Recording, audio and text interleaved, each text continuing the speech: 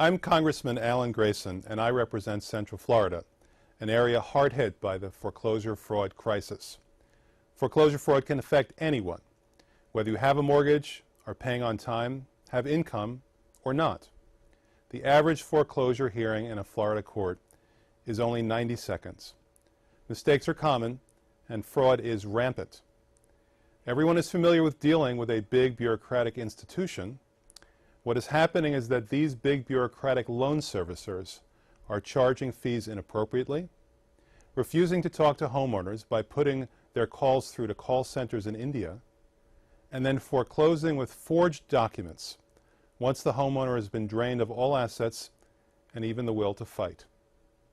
There's one set of rules for the banks and another set of laws for everyone else. A servicer can ask for fees, it can demand payment, it can send you to one of those call centers in India, and it doesn't have to negotiate. And you now have virtually no rights as a homeowner. Here are 4 bizarre examples.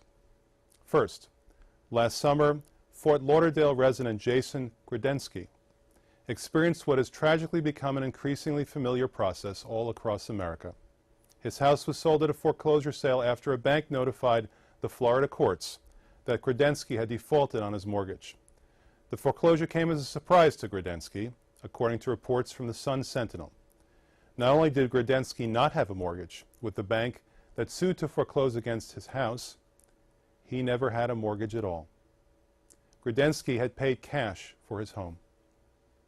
Second, one house in Pinellas County, Florida, saw 2 mortgage foreclosure suits brought against it because the banks didn't know who had title to the mortgage. Third, one victim with a perfect payment record of all interest and principal was foreclosed on because of a $75 contested late fee. And fourth, Tim and Nicole West were victims of a predatory loan. In 2005, a bank threatened to sue the couple if they didn't sign a refinancing offer. Their loan servicer has subsequently raised their payments from $1,900 a month to $5,300 a month, with regular forbearance fees required in the tens of thousands of dollars. Finally, the servicer refused to accept payments from the family in the name of negotiating for a mortgage modification. But instead of modifying the loan, their servicer began foreclosure proceedings. The servicer used fraudulent documents to prove that it had the right to foreclose. Here's how it all happened. Securitizing mortgages was originally a way to take the cost of the mortgage off of a bank's books. From 2005 onward, the securitization chain went out of control, and Wall Street wanted as many mortgages as it could get as quickly as possible and as cheaply as possible. In order to allow it to pull out more fees at every link in the chain, these subprime lenders, trusts, and banks decided to cut as many costs as possible, including the cost of record keeping.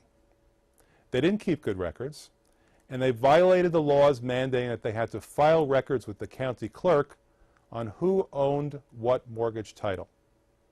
Instead, the banks simply digitized mortgage titles into a privatized system called the Mortgage Electronic Registry System, or MERS. And it did the transfers by trading Excel spreadsheets among the banks and trusts, rather than endorsing the notes as required by their own contracts, by state real estate law, and by IRS rules. Today, MERS is the registered owner of a security interest in 60 million properties, or about 60% of the mortgages in the United States.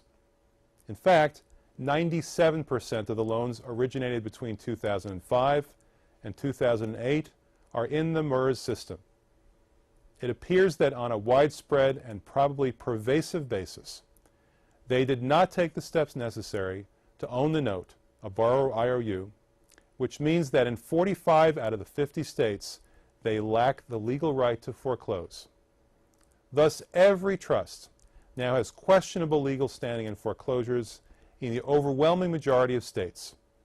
In addition, their records were poorly kept, so servicers are basically guessing that they have the right to foreclose when they do foreclose.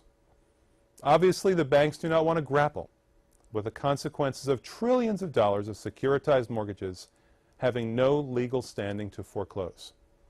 So they have simply created a system where servicers hire foreclosure mill law firms whose business is to forge documents showing or purporting to show that they have a legal right to foreclose. Some of these foreclosure mills have been featured in the New York Times, and so-called robo-signers, people whose names appear on thousands of affidavits. These appear despite obvious forgeries and overt omissions, and in cases where these people admit that they had no knowledge of what they were signing. The system is so organized that there is a company called Lender Processing Services which allegedly has created the means to systematize this fraud. Lawyers use the LPS system to request which affidavits and documents they need. LPS then has document mills where they can magically make an authorized vice president of whoever you need and send you backdated signed documents saying that you have the right to foreclose. Courts at first refused to believe this level of rampant fraud even exists, but more recently they've started to sanction fraud against loan servicers. Here are some examples of signature forgeries used on documents filed with the courts. These are 4 clearly forged signatures of document mill employee Linda Green. Here are 6 signatures of Christina Huang. And here are 3 obvious forgeries of Taiwana Thomas. Finally, this is a mortgage assignment filed with the recorder's office in which the foreclosing firm forgot to put the name of the assignee. So they instead put bogus assignee. The filing firm simply forgot to change the template for whose home, which family's home, they wanted to take. This is a factory of fraud. Servicers don't make money through routine servicing. It's a break-even business. They make their money on foreclosures at $6,000 for each foreclosure through their fee. When you combine the incentive to foreclose with systemized fraud, it's rampant lawlessness. Fraud is now a big business, and sanctioned in part through the government, as both Fannie Mae and Freddie Mac are shareholders in MERS. We are approaching the point where the easiest way to make a buck is to steal it.